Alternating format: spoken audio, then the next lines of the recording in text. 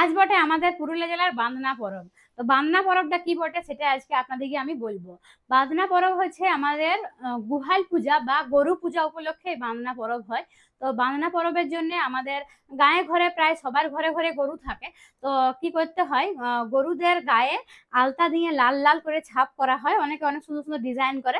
আর না হলেও একটা কোটা নিয়ে আলতার মধ্যে দিয়ে আর লাল লাল করে ছাপ দেওয়া হয় গরুদের গায়ে।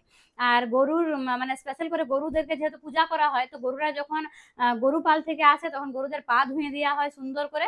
আর গোটা উঠানটাতে চোখ দেওয়া হয়। চোখ দেওয়া মানে হচ্ছে যে ভেন্ডির যে ডাঁটি থাকে, তো সেই ডাঁটিগুলাকে ভিজিয়ে রাখতে হয়, চাল গুঁড়ি দিয়ে নিয়ে সেটাকে গুলে গোটা উঠানটাতে চৌকা চৌকা করে একটা ডিজাইনের মতন করা হয়। আর মাঝে মাঝে সিঁদুরের টিপ দেওয়া হয়। নিয়ে গরুগুলা যখন গরু পাল থেকে আসে তখন ওই রাস্তা দিয়ে মানে গোটা উঠান পেরিয়ে বাড়ি দিকে যায়।